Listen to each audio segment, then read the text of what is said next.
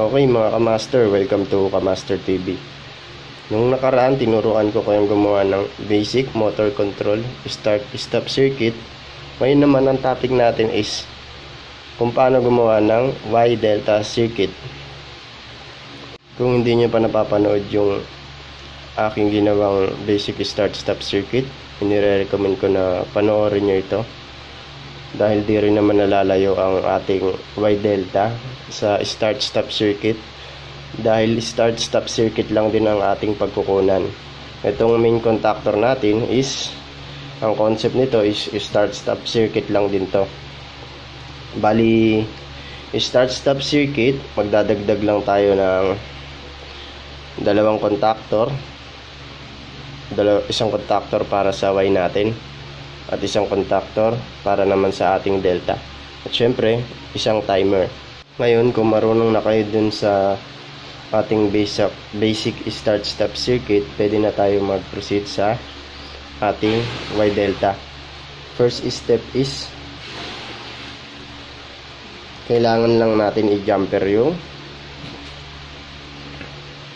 ating common or yung line 2. Nga pala, hindi ko na kinalas itong ating start-stop circuit dahil ito rin yung ginawa ko sa ating video. So, tignan nyo na lang sa video natin. Ang gagawin lang natin dito is kukuha lang tayo dito ng trigger. Kung nakikita nyo sa diagram, ginawa natin ito ng pictorial diagram upang mas madaling maintindihan ng mga beginners. Okay, kung makikita nyo sa diagram, isa lang din itong simple start-stop circuit na kinonvert lang sa Y-delta. Mapapansin nyo, nakaparallel lang ang timer sa ating M1 or main contactor. Bali, kukuha lang tayo ng trigger dito para kapag pumalo itong ating main contactor, sasabay din itong ating timer.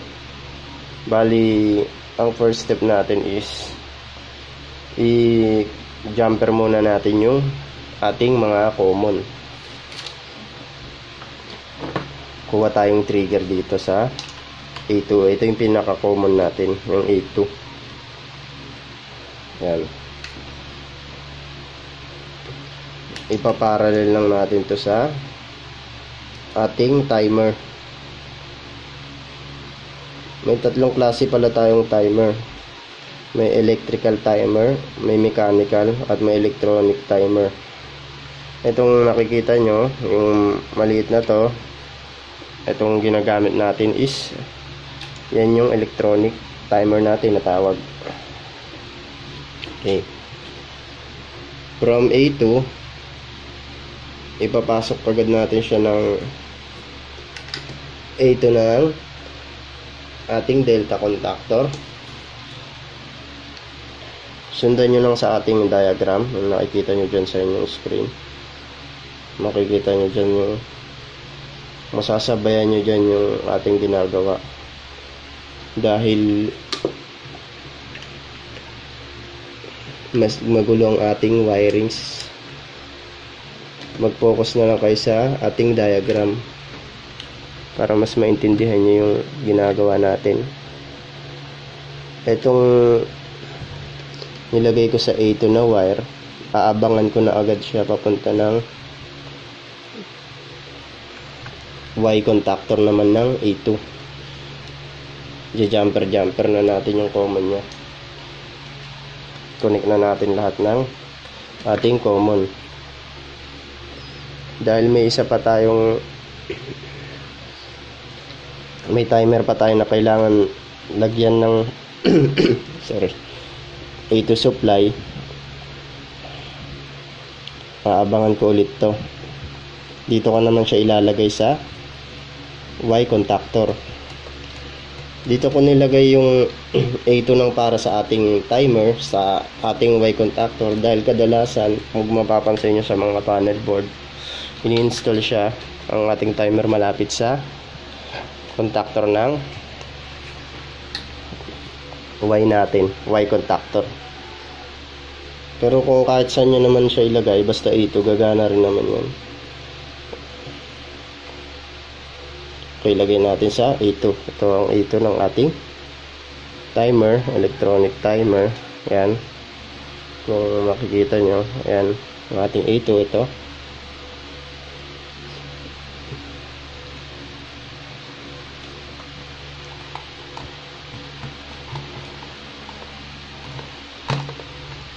Ayan. Okay yan, may A2 na tayo. Buo na ang ating A2. I-supply na lahat siya ng line 2 natin. Gagawin naman natin, susuplayan natin yung ating timer. Para yung timer naman ang bibigay supply sa Y contactor natin at sa ating delta contactor. Ikukuha natin ulit siya dito sa main contactor. A1 naman siya. Ngayon this time, dito na natin siya ilalagay sa number 13, which is connected din naman sa ating A1 main contactor.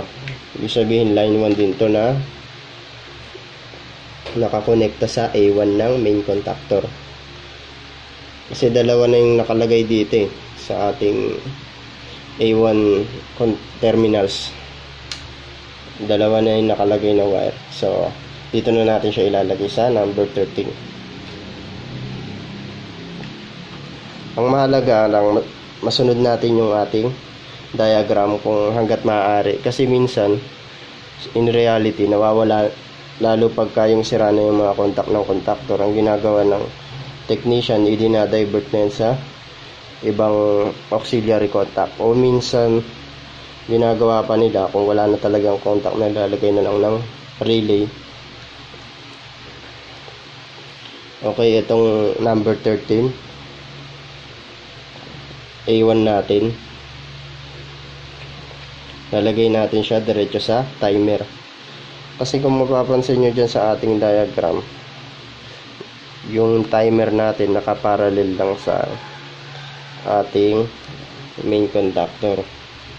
Para pag na-supplyan yung main contactor o na-energize na siya, sabay niya ma-energize itong ating timer. Okay, nakita nyo? Wala na tayong ginalaw dito sa ating main contactor.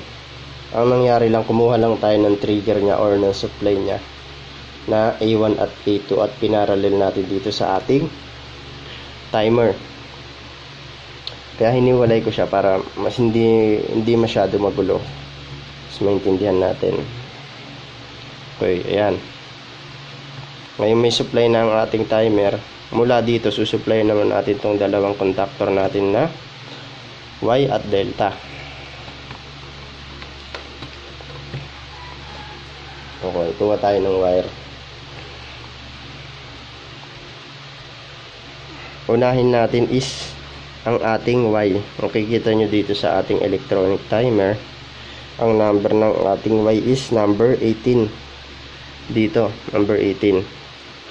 Lagay na natin itong number 18 na to. Ito yung unahin natin kasi ayun yung unang nagtitrigger or na-energize. Normally close sa ating electrical timer, pero dito sa ating electronic timer, mapapansin nyo sa diagram, wala siyang normally close.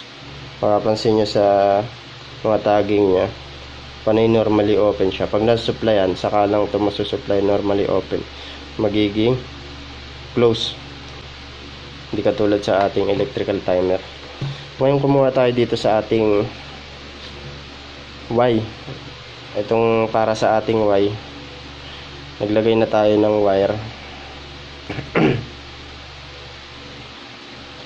Itong trigger para sa Y o itong wire para sa Y, hindi agad to dediretso sa ating Y contactor dahil may tinatawag tayo na interlocking. Yung interlocking is ay yung safety ng ating motor. O sakaling hindi bumitaw yung ating Y, for example, hindi rin papalo ang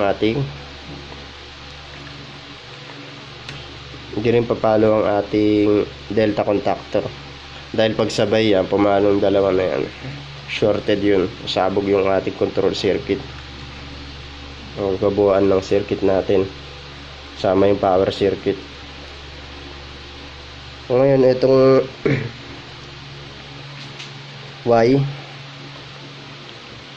itong para sa Y natin, pinunik ko siya sa normally close ng ating delta contactor, which is number 31 ng ating terminal. Lalabas ngayon siya sa number 32.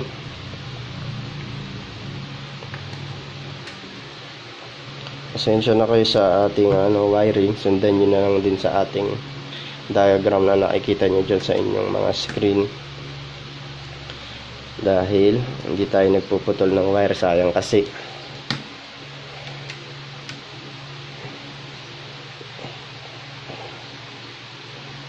Yan, lumabas na siya sa 32.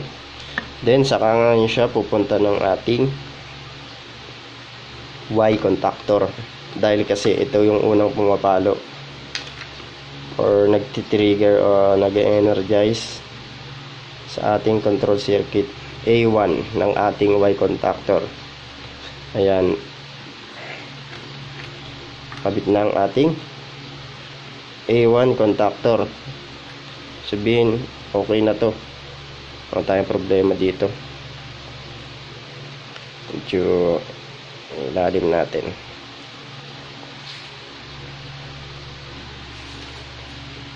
Okay, ngayon naman yung ating delta naman, which is number 28 ng ating timer, electronic timer.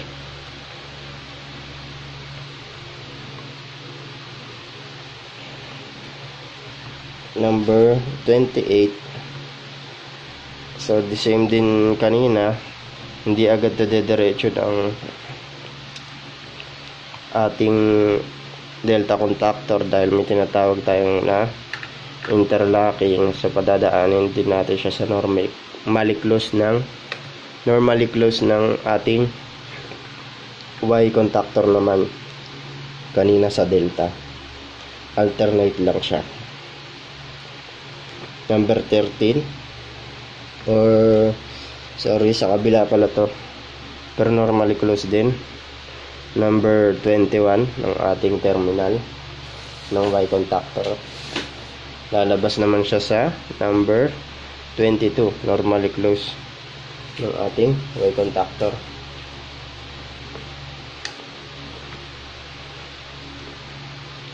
Sundan nyo lang din yung ating diagram, dahil pag padami ng wire,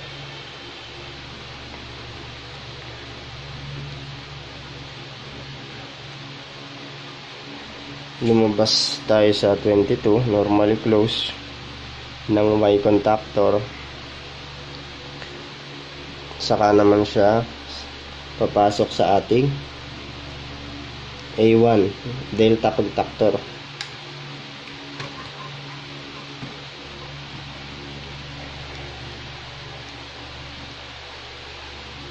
Yun.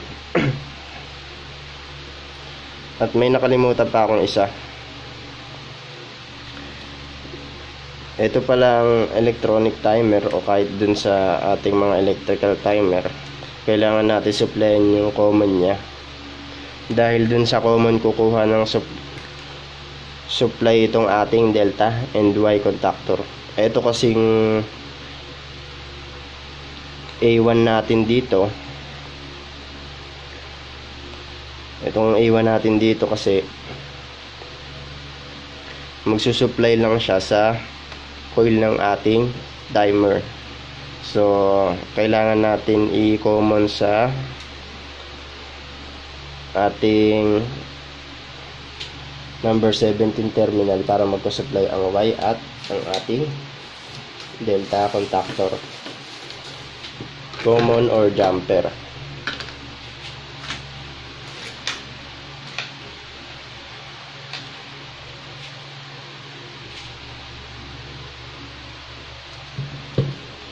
Common ang tinatawag sa ating linya, kung dalawa o higit ang konektado sa kanya.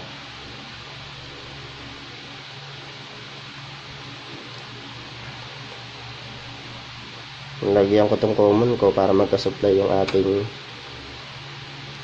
Y at delta contactor natin. Hindi ko na puputulin yung wire, sayang naman kasi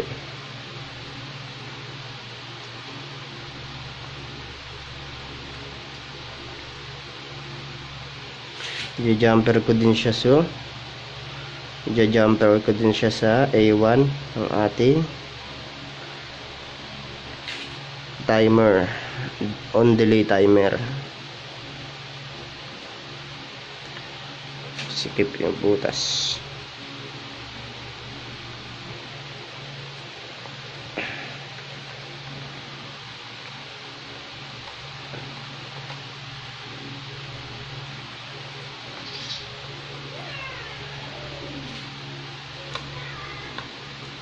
Okay yan, tapos na yung ating control circuit ng ating Y delta. Ganun lang siya kadali. Ngayon testing na natin siya kung okay ang ating ginawang Y delta circuit. Ito, iniwalay ko itong timer na yung main contactor natin. Saksak natin. Then on natin ang ating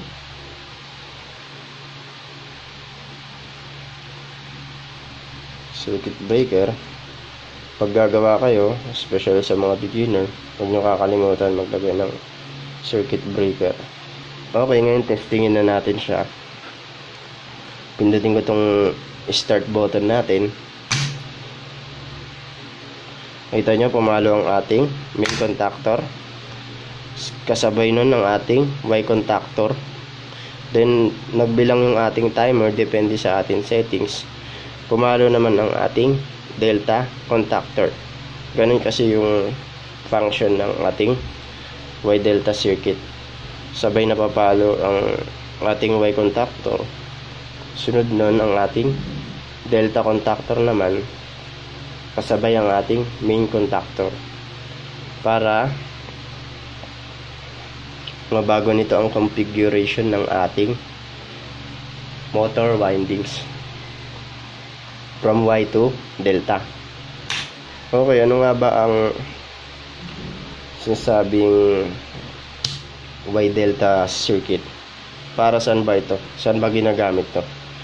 Ginagamit ito sa mga high rated ampere na induction motor. Hindi ako nagkakamali, kailangan mo gamitan ang induction motor na 5 horsepower above para hindi ma-damage ang kanyang windings o masunod ang ating motor. Ginagawa ito to reduce the starting current ng ating mga induction motor, at para ma-reduce niya yung current ng ating mga induction motor or high rating induction motor, ginagawa niya is binabago niya ang configuration or connection ng internal windings ng ating motor. Yun nga yung Y delta natin. Ito yung contactor, siya yung nagbabago ng connection ng ating motor windings. Okay, yun lang mga master. Sana natuto kayo sa ating topic ngayon na Y delta control circuits, especially sa mga beginners natin dyan. Thanks for watching.